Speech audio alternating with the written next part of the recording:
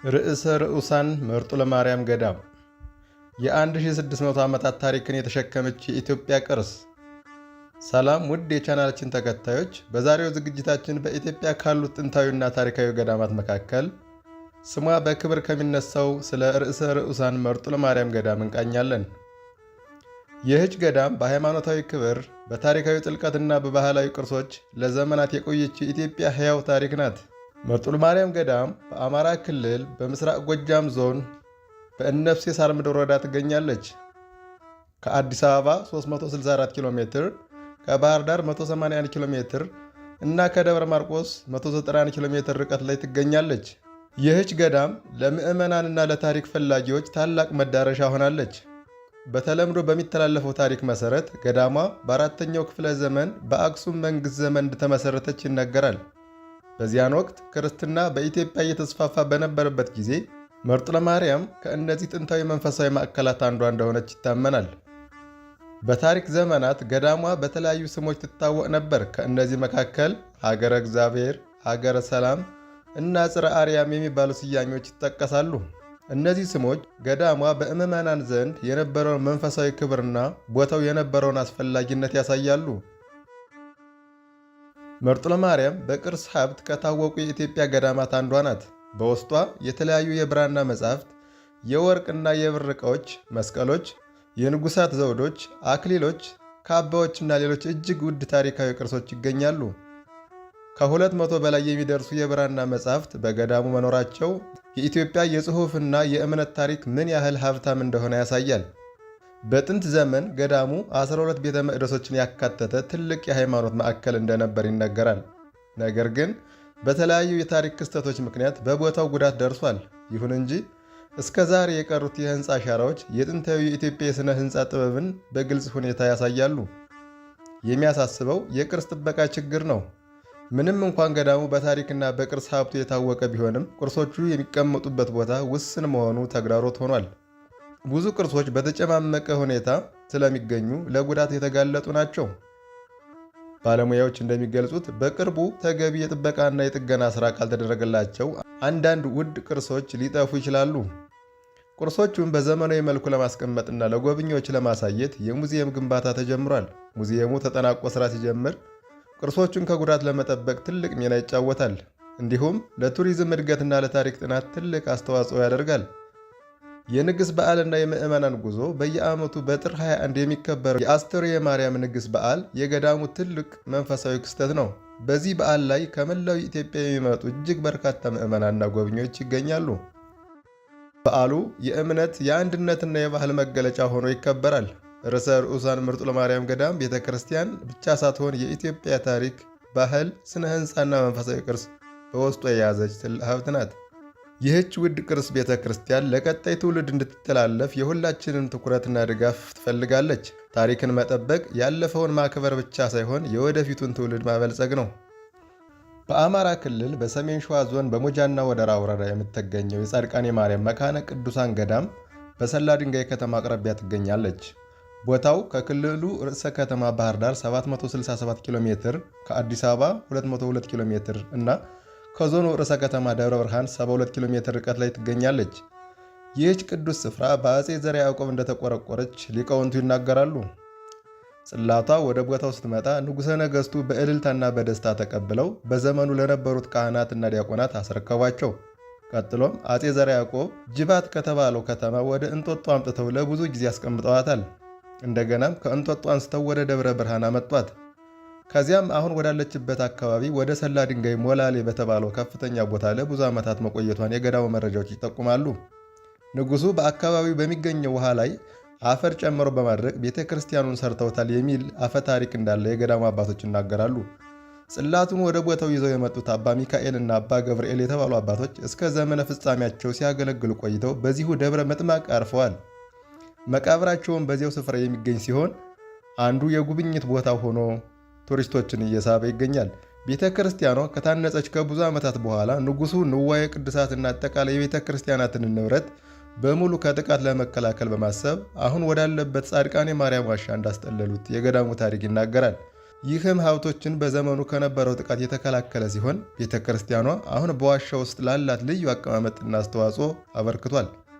ዘመን ተሻጋሪ ሆና የተገነባችው ቤተ ክርስቲያን በዕድሜ እርጅና ምክንያት ፈርሳ ስለነበር ንጉሠ ነገሥቱ ግርማዊ ቀዳማዊ አፄ ኃይለ ሥላሴ አንድ ጣሊያናዊ መሐንዲስ ልከው አሁን አገልግሎት እየሰጠ የሚገኘውን መቅደስ በዘመናዊ መልክ እንዳሰሩትም ታሪኩ ይጠቁማል። ገዳሙ በጥንቱ ይዞታ ላይ ለምዕመናን ማረፊያ አዳራሽ በመስራት በተሻለ መልክ እያማረ መጥቷል። የሞጃና ወደራ ወረዳ የመንግስት ኮሚኒኬሽን ጽሕፈት ቤት መረጃ እንደሚያመለክተው ይህ ቦታ ለወረዳው ሕዝብ ከፍተኛ የቱሪዝም ተጠቃሚነትን እያስገኘ ነው።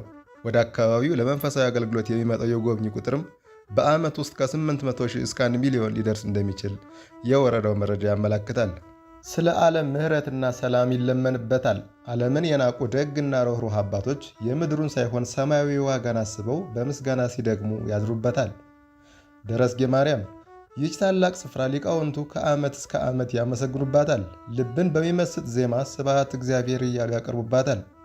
በአስተርዮ ማርያም ዓመታዊ ክብረ በዓል ደግሞ በብዙ ሕዝብ ትከበባለች፣ በሊቃውንቱ ትታጀባለች። ደረስጌ ማርያም በአስተርዮ ማርያም ክብረ በዓል ከአራቱም አቅጣጫ በሚሰባሰቡ አማኞች ትደምቃለች። ይህ ቀን ለደረስጌ ማርያም ልዩ ነው። የጃናሞራ ወረዳ ባህልና ቱሪዝም ጽሕፈት ቤት ኃላፊ ቄስ መሳፍንት አማረ እንደነገሩን ደረስጌ ማርያም በሰሜን ጎንደር ዞን ጃናሞራ ወረዳ ከመካነ ብርሃን ከተማ በሰሜን ምዕራብ አቅጣጫ 2.5 ኪሎ ሜትር ርቀት ላይ ትገኛለች። ደረስጌ ማርያም በጎንደር ዘመን በአዲያም ሰገድ ኢያሱ እንደተመሰረተች ተነግሯል። በ1818 ዓ.ም ደግሞ የሰሜኑ ገዢ ራስ ውቤ ኃይለ ማርያም እንደገና አንጸዋታል ይላሉ። አሁን ያለው ኪነ ሕንፃና ቅርስ በራስ ውቤ አማካኝነት የተገነባ ሲሆን ደረስጌ ማርያም ዘመነ መሳፍንትን የቋጩት ለኢትዮጵያ አንድነት የታተሩት አፄ ቴዎድሮስ በከፍታ ላይ ቆመው የተቀቡባት ታሪካዊ ስፍራ ናት። እርሳቸው የተቀቡባት ሰገነትም በቅጥር ግቢ ውስጥ በክቡር ቆሞ እንደሚገኝ ነግረውናል። ደረስጌ ማርያም የአፄ ቴዎድሮስ ባለቤትና የልዑል ዓለማየሁ ቴዎድሮስ እናት የእቴጌ ጥሩ ወርቅ የትውልድ ቦታ ናት። ይህች ስፍራ የዘመነ መሳፍንት ፍጻሜ የተበሰረባት ናትና በልዩ ሁኔታ ትታያለች። በዚህም ደረስጌ ለዘመናዊቷ ኢትዮጵያ መነሻ፣ አፄ ቴዎድሮስ መናገሻ ናትና በታሪክ ስትታወስ ትኖራለች። በወርቅ ቅብ ጉልላት አጊጣ የተሰራቸው ደረስጌ ማርያም ከደጃች ውቤና ከዳግማዊ ቴዎድሮስ ጋር የሚገናኙ በርካታ ቅርሶችን የያዘች ቤተ ክርስቲያንም ናት። ደረስጌ ማርያም በወርቅና በብር የተንቆጠቆጡ ከበሮች፣ ከጎሽ ቀንድ የተሰሩ ዋንጫዎች፣ የነገስታት ዘውዶች፣ የንግስና አክሊሎችና ሌሎችም ቅርሶች በውስጡ አቅፋ ይዛለች። የተለያዩ የወርቅና ብር መስቀሎች፣ የብራና መጻሕፍትና ሌሎችም ቅርሶች በቤተ ክርስቲያኗ ይገኛሉ። ደረስጌ ጽርሐ ጽዮን ማርያም አስገምጋሚ ድምፅ ያለው የደወል ቅርስ ባለቤት ናት። ይህ ደወል የሚደወለው አንድም በአካባቢው ላይ አስጊ ነገር በተከሰተ ጊዜ ተጠራርቶ ለመከላከል፣ ሁለትም ፍጹም የሆነ ደስታን የያዘ ክብረ በዓል የደረሰ ዕለት ነው። ይህ ደወል የሚደወለው ይህ አስገምጋሚ ድምፅ ያለው ደወል በዓመት ውስጥ ሁለቴ በሚከበሩ የደረስጌ ጽርሐ ጽዮን ማርያም የደስታ ቀናት ይደወላል። በኅዳር 21 እና በጥር 21 ቀናት በደረስጌ ጽርሐ ጽዮን ማርያም ዓመታዊ የንግስ በዓል ላይ የሀገሬው ሰው በአስገምጋሚው ደወል ድምፅ ተጠራርቶ በእልልታና በሆታ ይጓዛል። የንግስናም የቅድስናም ቦታ በሆነችው ድንቋ ደረስጌ ማርያም ላይ እድል ቀንቶት የተገኘው ሁሉ የሚያስደንቀውን ሥርዓት ይመለከታል። ግሸን ማርያም በወሎ ክፍለ ሀገር በአምባሰል አውራጃ ውስጥ የምትገኝ ደብር ናት። ይህች ደብር በሐይቅና በመዕደላ በደላንታ በየጁ መካከልና በበሸሎ ወንዝ አዋሳኝ የምትገኝ አንድ መግቢያ በር ብቻ ያላት ዙሪያዋን በገደል የተከበበች አምባ ናት። በበሯ ከተገባ በኋላ ግቢዋ ከላይ ሜዳና መስቀለኛ ቦታ ነው።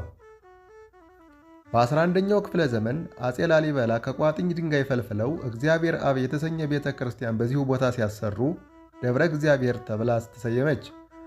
ብዙም ሳይቆይ ደብረ ነገሥት ተባለች። ከዚያም የሐይቅ እስጢፋኖስ ገዳም ሲመሰረት ሐይቅ ደብረ ነጎድጓድ ተብሎ ሲሰየም ግሸን የሐይቅ ግዛት በመሆኗ ደብረ ነጎድጓድ ተብላለች። በ14ኛው መቶ ክፍለ ዘመን ላይ በአፄ ዘርዓ ያዕቆብ ዘመነ መንግሥት የክርስቶስ ግማደ መስቀሉ ግሸን ገብቶ ሲቀመጥ ደብረ ከርቤ ተብላ ተሰየመች። ከአፄ ድልናኦድ ዘመን እስከ 11ኛው ክፍለ ዘመን በአሁኑ ስያሜ ደብረ ከርቤ በመባል ትታወቅ ነበር። በዚህ ጊዜ የነበረው የቤተ ክርስቲያኑ አስተዳዳሪ መምህር እስራኤል ዘደብረ ከርቤ ይባል ነበር። በመጨረሻም ከደብረ ከርቤ ግሸን ማርያም የሚል ስያሜ ያገኘች። አፄ ዘርዓ ያዕቆብ ግማደ መስቀሉን ይዘው እየገሰገሱ ስለመጡ በግዕዙ ገሰ ወይም በአማርኛው ገሰገሰ የሚለው ቃል ለቦታው ስያሜ ሆነ። በዘመናት ሂደት ገሰ ወደ ግሸን የሚለው ስያሜ ተዛወረ። አካባቢው በዚህ ስም ታወቀ። በዚህች አምባ አጼ ዘርዓ ያዕቆብ ታላቅ ቤተ መቅደስ ሰርተው መስቀሉንና ሌሎች ንዋየ ቅድሳቱን በየማዕረጋቸው የክብር ቦታ መድበው አስቀመጧቸው። ዘመኑም በ14ኛው መቶ ክፍለ ዘመን ነው።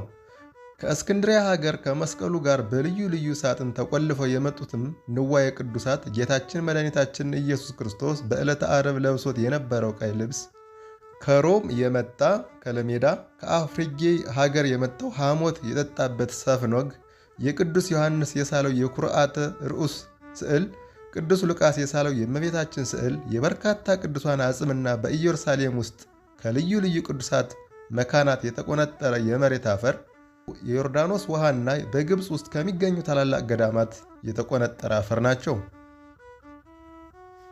የእነዚህ ንዋየ ቅዱሳት ዝርዝር አጼ ዘርዓ ያዕቆብ ለኢትዮጵያ ሕዝብና ለግሸን ካህናት በጽሑፍ በዝርዝር ገለጹ። በዚያ ዘመን የነበሩት የኢትዮጵያ ጳጳሳት አባ ሚካኤል እና አባ ገብርኤል የተባሉ ከንጉሡ ከአጼ ዘርዓ ያዕቆብ ጋር ሆነው የምህረት ቃል ኪዳን ለመቀበል በዚህች በግሸን ደብረ ሱባኤ ገቡ። በሱባኤያቸውን መጨረሻ መድኃኒታችን ኢየሱስ ክርስቶስ ተገልጾ ይህች ቦታ እኔ ተወልጄ ያደግኩባትን ኢየሩሳሌምን ትሁን፣ የተሰቀልኩባትን ቀራንዮን ትሁን፣ የተቀበርኩባትንም ጎለጎታ ትሁን፣ በዚች ቦታ እየመጣ የሚማጽነው ሁሉ ቸርነቴ ትጎበኘዋለች፣ ምሕረቴም አይለይባትም አላቸው።